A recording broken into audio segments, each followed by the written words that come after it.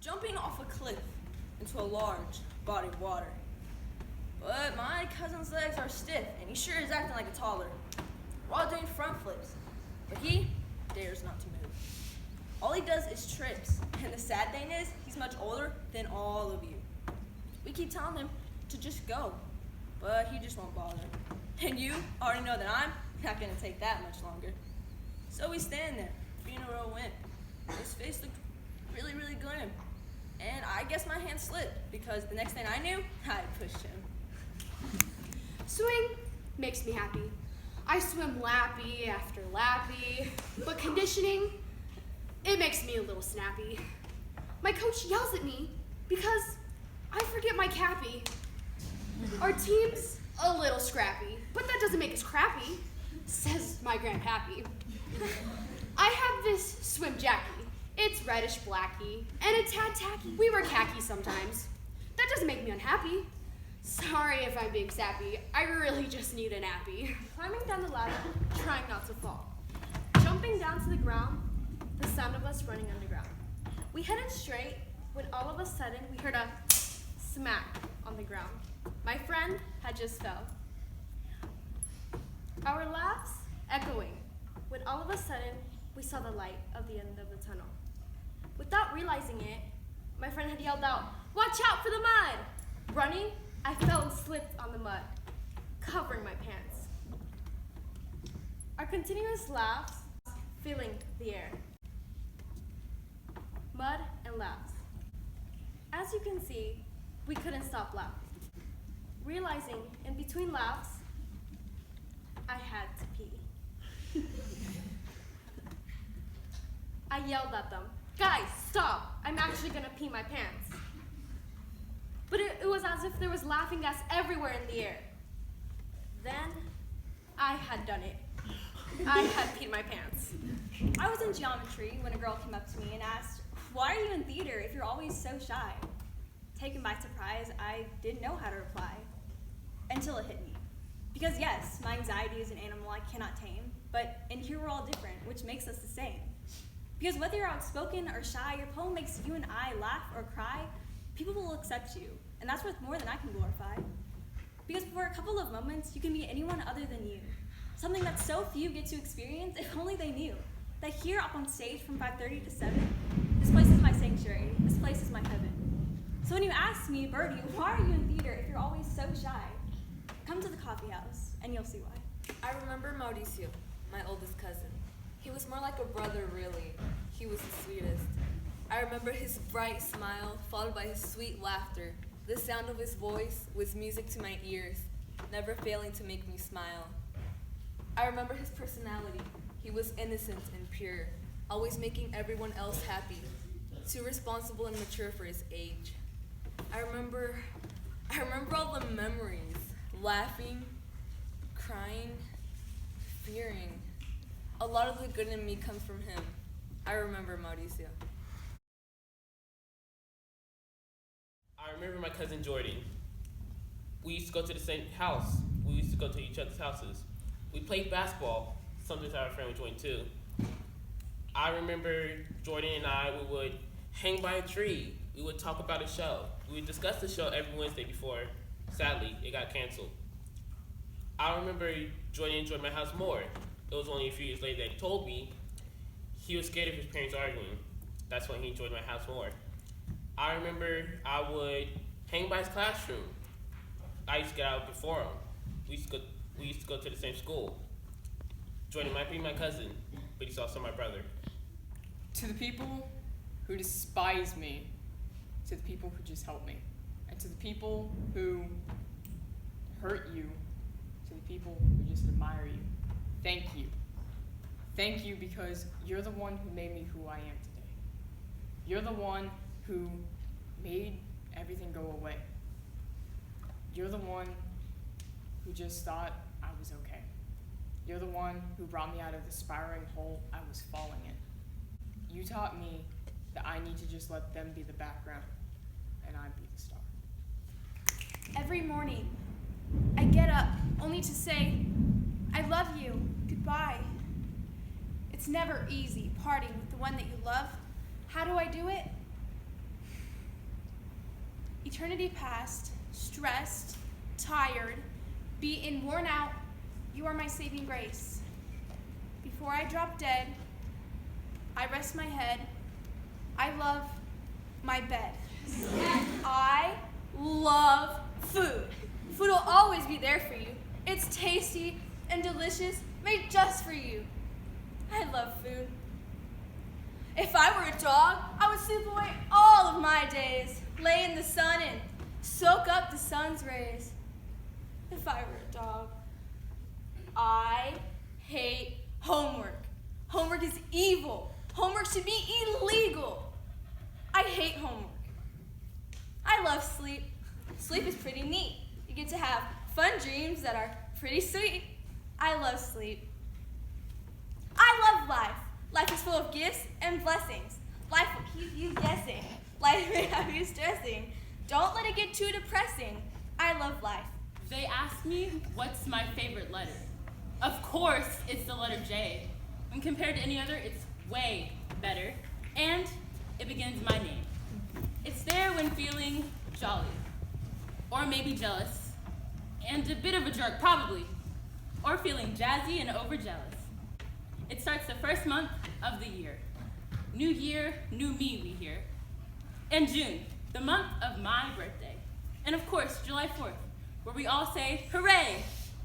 So, no need to justify, because J is the best. I remember meeting you. You captured me with those baby blue eyes. You had this sweet teddy bear look to you. You smiled at me and you made me feel special.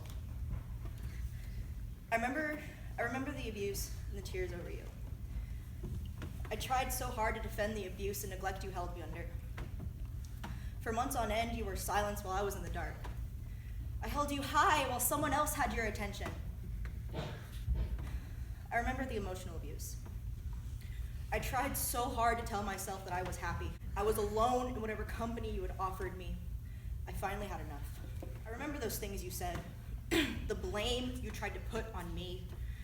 You showed me your true colors because now I know I deserve better. Foreign messages, painted in every color, threaten what is cherished, what is wanted, what is needed. Acceptance. Society's laws, cursed blemishes, linked arm in arm in one another. Not official, not spoken, yet to be followed to a T, where your devotion of your being, the only love you've known, isn't to be sown differently. Thread by thread, needle over and under, any other way is wrong. You know this for so long that you don't even notice that your heart is covered in plastic, elastic, to bend for society. You're starved. You see it everywhere, and all you can do is stare. We didn't have anything to do. Trust me, it wasn't me or him. I wasn't the one who threw. Whoops, my chances here are slim. So you want my alibi? We were at the gym, and we were gonna buy a water bottle for my friend Jim. Okay, you don't believe me. I'll tell you, I won't lie at all. We were bored as we could be, so we played baseball. But we used balloons filled with water. And as a bat, we used a hammer. Don't be mad, I'm your daughter. So we broke a window. I'm grounded? Bummer. Oh, how I wish I could be a leaf. To change from green to red to orange to brown. I would soar across the sidewalk and into the street, going to new places and seeing people I would never meet. I would start from a tree that I would not have to return to, traveling across the country in the summer months, from Chicago to Dallas to Los Angeles and to Fort Worth. My journey would end in the Pacific, among all of the fish and other plants. Oh, how I wish I could be a leaf. I am me. I am not anyone else. I can't be anyone else, even if I tried. I wish the whole world were themselves instead of trying to be someone else. If needed, I can help you be you. Just like people help me be me. I'm tired of you treating me like I don't matter. I'm tired of you making me feel like I'm the most worthless person on this planet. I'm tired of you letting your friends get a hold of me.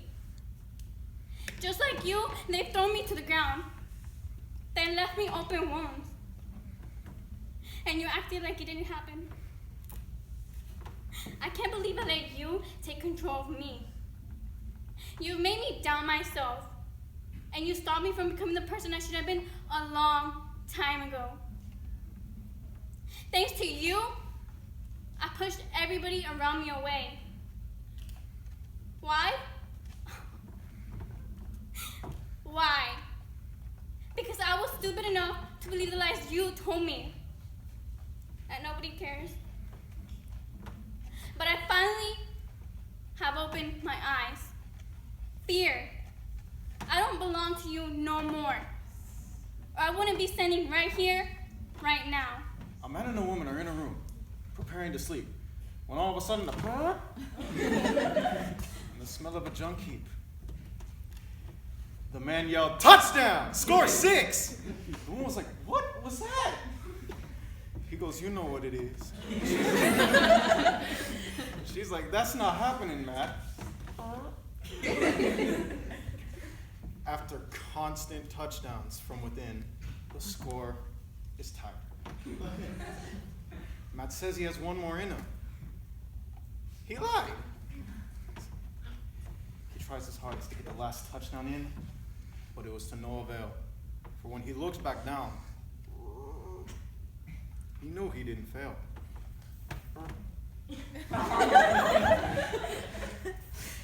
The woman was confused as to what had happened.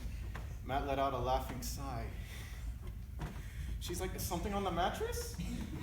For he had sharded and said, "Halftime, switch sides."